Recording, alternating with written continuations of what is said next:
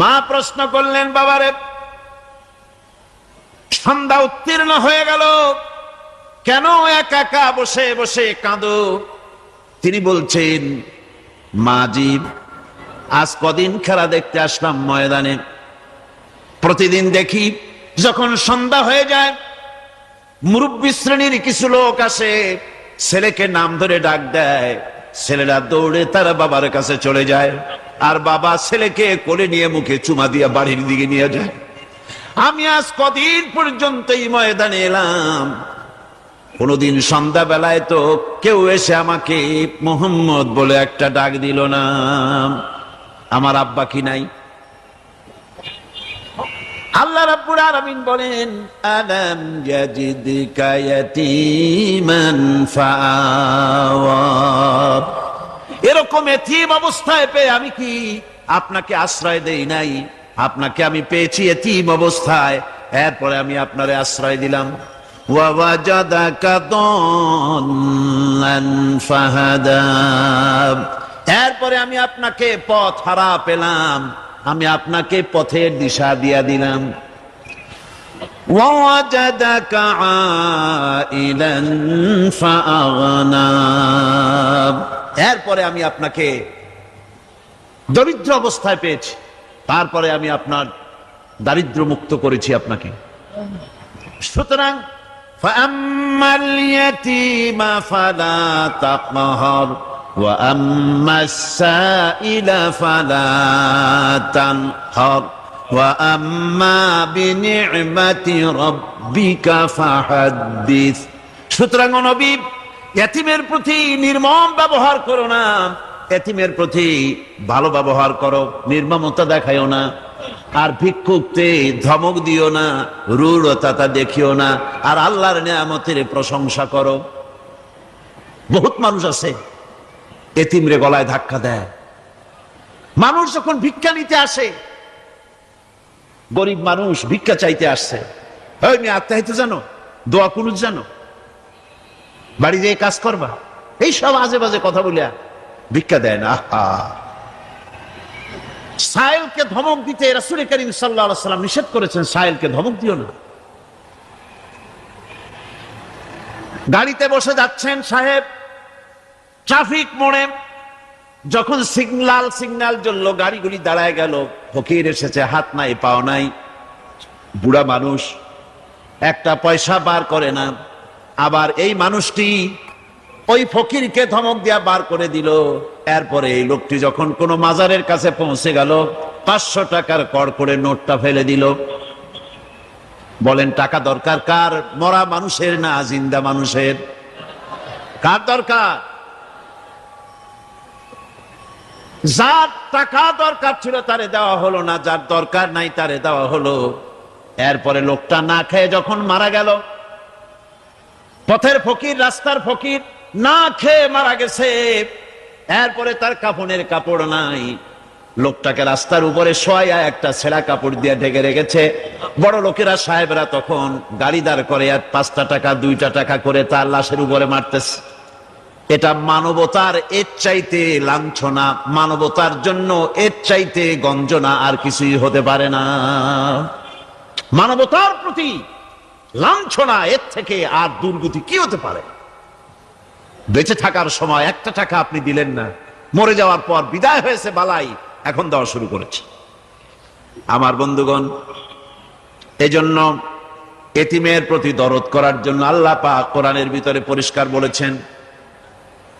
রাসূল করিম সাল্লাল্লাহু আলাইহি ওয়াসাল্লাম নিজে এতিম ছিলেন, আর এতিমের প্রতি তার এত দরদ ছিল, একবার তিনি ঈদের দিকে নামাজ পড়ার জন্য যাচ্ছেন, প্রতিমধ্যে দেখেন একটা বাচ্চা ছেলে কাঁদতেছে।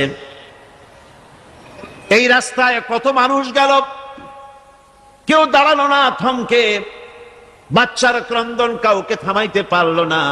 কিন্তু বিশ্ব নবী, দয়ার নবী রাহমাতুল লিল আলামিন বাচ্চার কান্না দেখে পাও বাড়াতে পারলেন না। নবীজি দাঁড়ায় গেলেন, জিজ্ঞেস করেন, ও বাচ্চা, ঈদের দিনে কাঁদো কেন? ঈদের দিনে তো কাঁদতে নাই। বাচ্চা বলে, তোমার কাছে বলবো না, আমি সেই সকালবেলা থেকে বসে আছি, আমি যদি মক্কার আব্দুল্লাহর পুত্র মুহাম্মদ রাসূলুল্লাহ সাল্লাল্লাহু আলাইহি সাল্লামকে পাই, মনের দুঃখ তার কাছে বলবো। বিশ্ব নবী জমিনের উপরে বসে পড়লেন, বাচ্চারে কোলের উপরে উঠায় বলেন, বাচ্চা বলো কি তোমার দুঃখ? তুমি যার জন্য বসেছো আমি তো সেই এতিম নবী। কি বলতে চাও? বাচ্চা বলতেছেন, ইয়া রাসূলুল্লাহ, আমার বাবা মারা গেছে সেই ছোট্টবেলায়, একেবারেই তখন মায়ের পেট থেকে আমি আসার পর বাপ মরে গেল, আমার মা আর একজনের সঙ্গে বিয়ে বসেছে, সেই পুরুষটি আমারে দেখতে পারে না, আমার মা যদি আমারে কোলে করে এসে সহ্য করতে পারে না, আমারে চুমা খাইলে সহ্য করতে পারে না, আমারে খাবার দিলে মা মার খায়। আজ ঈদের দিনে রাতে আমার মা আমাকে বলল, বাবারে তোমার কপাল খারাপ, তোমার বাবা মারা গেছে, তোমাকে সাহায্য করার কেউ নাই, আমি তোমার যত্ন করতে পারলাম না, কোলে নিয়ে চুমাও দিতে পারি না, আমার এমনই কপাল খারাপ। সুতরাং এতিমের দরদ এতিম ছাড়ার কেউ বুঝবে না, তুমি আজ চলে যাও, ওই রাস্তায়, ঈদের রাস্তায় দাঁড়ায় থাকো, মাঠের রাস্তার পাশে, বিশ্ব নবীর কাছে তোমার দুঃখ বলো, এতিমের দুঃখ তিনি বুঝবেন। আমি মায়ের কথা মতো এই জায়গায় এতক্ষণ বসে আছি, হুজুর আপনি দয়া করে, আমার কথা তো আপনার কাছে বললাম, আমার মনের এই দুঃখ। নবীজি বাচ্চার কথা শুনতেছিলেন, চোখ দিয়া পানি পড়তেছিল, বাচ্চাকে বুকের সঙ্গে জড়িয়ে ধরে নবীজি বলেন, ও এতিম, মুহাম্মদ সাল্লাল্লাহু আলাইহি ওয়াসাল্লাম যদি তোমার পিতা হন আর হযরতে আয়েশা যদি তোমার মা হয়ে যায়, বলো তোমার মনের দুঃখ মেটে নাকি? ছেলে ডুকরে কেঁদে উঠলো আর বলল, ইয়া রাসূলুল্লাহ, আপনি যদি আমার পিতা হন আর আয়েশা যদি আমার মা হয়ে যায়, এর থেকে বড় সৌভাগ্যের আমার তো আর কিছুই নাই। নবীজি এতিমকে বাড়ি নিয়ে গিয়ে হযরতে আয়েশার হাতে তুলে দিয়ে বললেন, আয়েশা রে, পবিত্র ঈদের দিনে আল্লাহ রাব্বুল আলামিন তোমার জন্য একটা উপহার পাঠিয়েছেন, এটা যত্ন করো। এতিমের প্রতি দরদ রাখার জন্য আল্লাহ রাব্বুল আলামিন বলেছেন, এতিম, মিসকিন, বিধবা, অসহায় লোক, তাদের প্রতি যাতে করে মুসলিম সমাজ লক্ষ্য রাখে, সেজন্য আল্লাহ পাক নির্দেশ করেছেন। বুখারী এবং মুসলিম শরীফের হাদিসে এসেছে, আস-সাই আলাল আরমালাত ওয়াল মিসকিন কাস-সাই ফি সাবিলিল্লাহ। বিধবাদের জন্য, মিসকিনের জন্য কেউ যদি কোনো উদ্যোগ গ্রহণ করে, কেউ কোনো সাহায্য দেয়, জিহাদের ময়দানে জিহাদ করে আল্লাহর রাস্তায় যে সওয়াব পাওয়া যায়, যে মর্যাদা পাওয়া যায় আল্লাহর কাছে, এতিম, মিসকিন, বিধবাকে সাহায্য করলে সেই সওয়াব আল্লাহ রাব্বুল আলামিন আমলনামায় দিয়ে দেন। ইসলাম যেহেতু মজলুম মানবতার জন্য পৃথিবীতে এসেছে, যারা বলে ইসলাম পুঁজিবাদের আশ্রয়স্থল, তাদের মতো বেকুব আর নাই। এই কথা তারা বলে উদ্দেশ্যমূলক ভাবে, রাজনৈতিক উদ্দেশ্যমূলক ভাবে সব কথা বলে। ইসলাম যদি পুঁজিবাদের আশ্রয়স্থল হবে, তাহলে তো ইসলাম সর্বপ্রথম কবুল করতো ধনীরা, কথা ঠিক কিনা কন? কিন্তু ইসলাম কবুল করলো সর্বপ্রথম কারা? সর্বপ্রথম ইসলাম কবুল করেছে নিগৃহীত, নির্যাতিত গরিব মানুষগুলি, হযরত বেলালের মতো মানুষ, আম্মারের মতো মানুষ।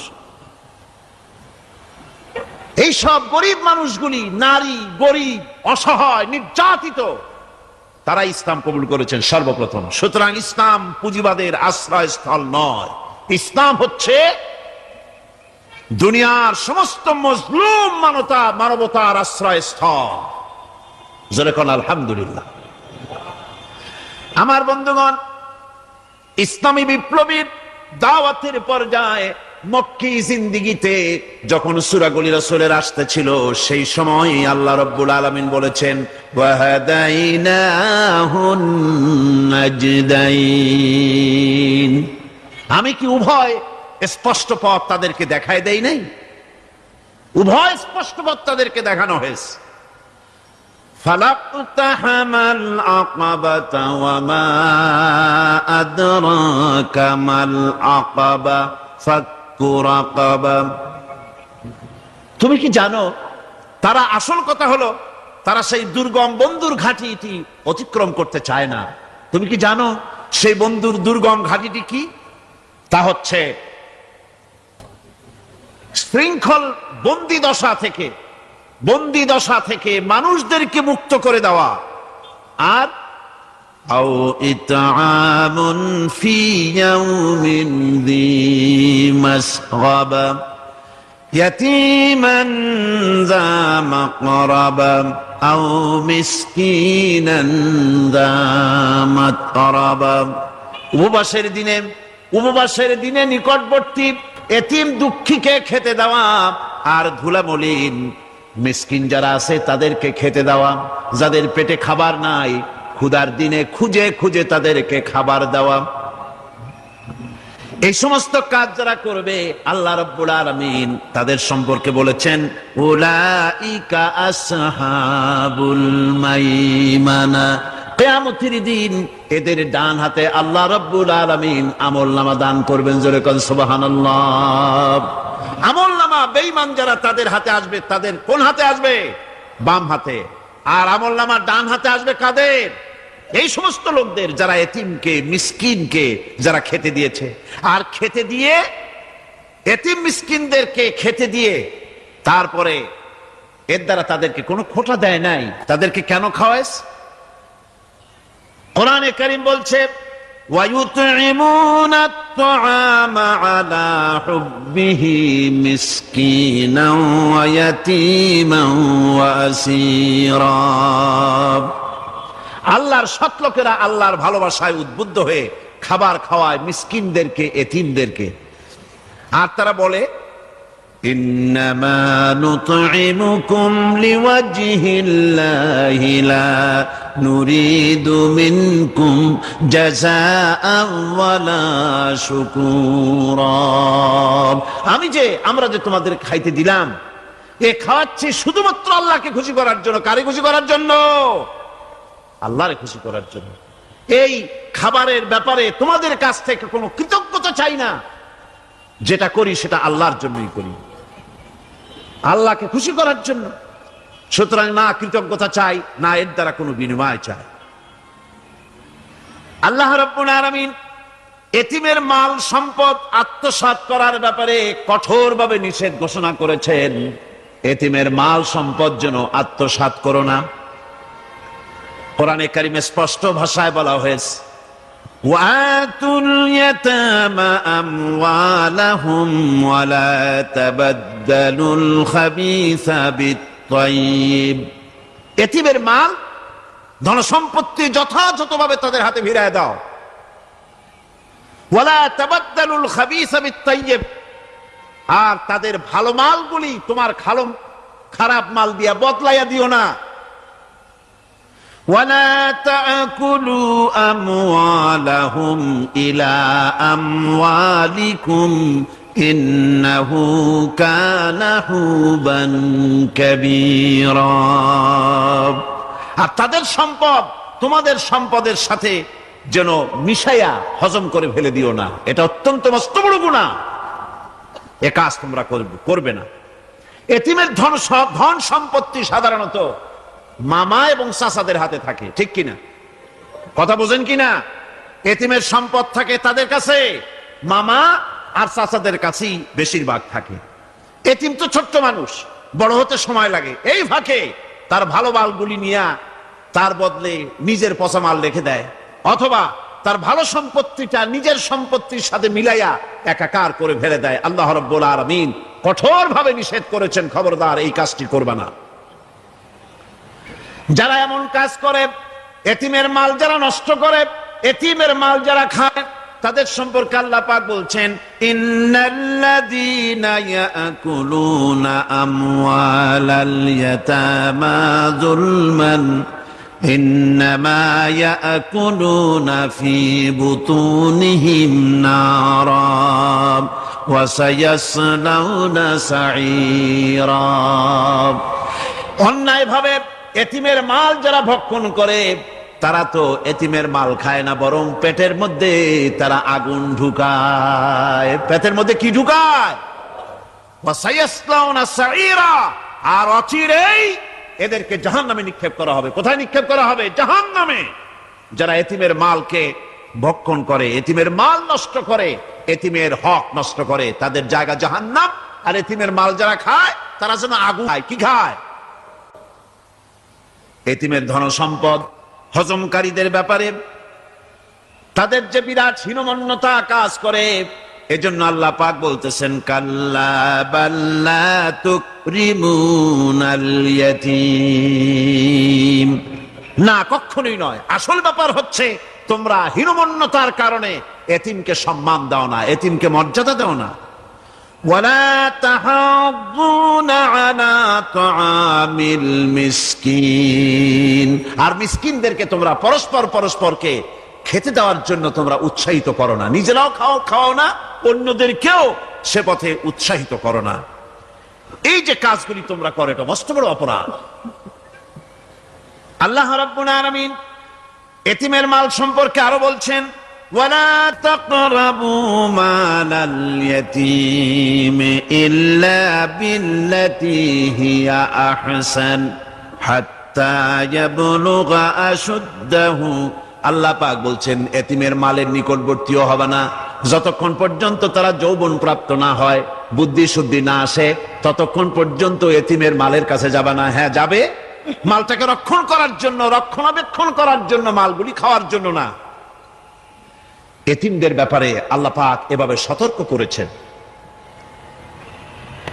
মানুষ যখন, বাচ্চাগুলি যখন এতিম হয়ে যায়, বাচ্চা বেঁচে থাকতে, বাচ্চার বাপ মা বেঁচে থাকতে বাচ্চারে কোলে নেয়।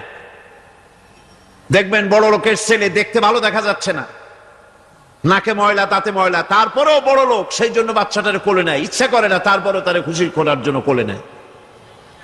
করে না কিরকম? এরকম করে। বাপ মা বেঁচে আছে তখন চাচাতে মামুতে ভাগ্নাকে ভাতিজাকে আদর করে কোলে নেয়, ঘাড়ে নেয়, চুমা খায়। আর যখন বাপ মা মরে গেল, বাপ যখন মারা গেল, এই ছোট্ট বাচ্চাটি চাচার দিকে ফেলফাল করে তাকায়, মায়ের দিকে তার মামার দিকে ফেলফাল করে তাকায়, একটি বারের জন্য কোলে নিয়ে তখন আর আদর করে না। মনের মধ্যে তখন দুর্বিসন্ধি থাকে, এই বাচ্চা মরুক অথবা তার সম্পদ যা আছে সম্পদগুলিকে লুটপাট করে নেই। দেখেন এবার মিলান কথার সাথে আল্লাহ পাকের লাইসাল বিররা আন তুওয়াল্লু ওয়ুজুহাকুম কিবালাল মাশরিকি ওয়াল মাগরিব। পূর্ব পশ্চিমে কত মাথা ঘুরালে, কত সেজদা দিলে, এটাই কিন্তু পুণ্যবান হওয়ার জন্য বড় কথা নয়। বরং শর্তই হলো আগে যা বলেছি সেগুলি, আর শর্ত হলো এতিম মিসকিনদেরকে, বিধবাদেরকে, অসহায়দেরকে সাহায্য করতে হবে।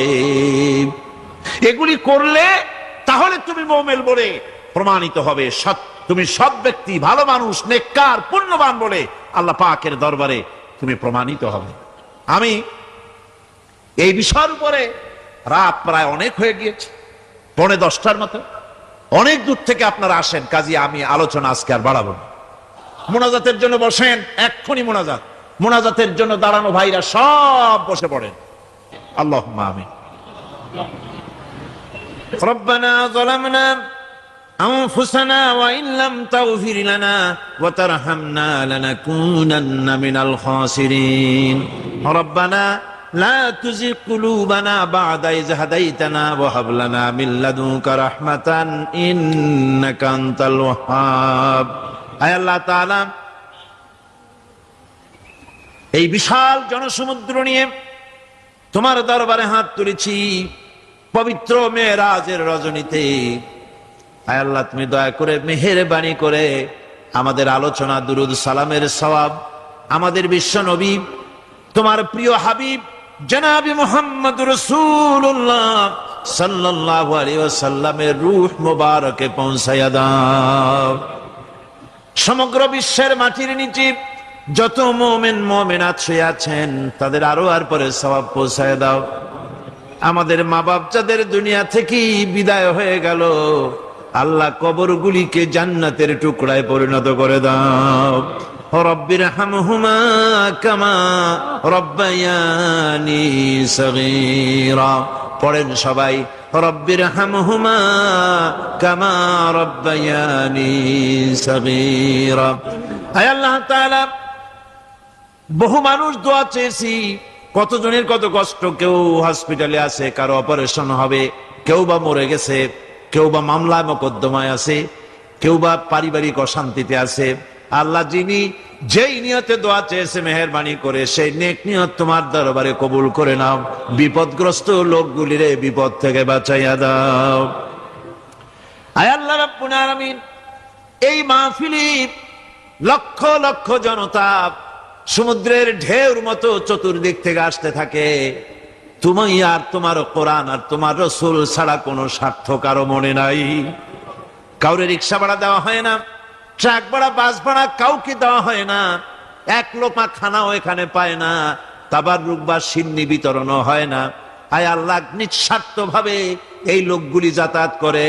আল্লাহ তোমার কোরআনের বরকতে সকলকে তুমি গুনাহ মুক্ত করে দাও।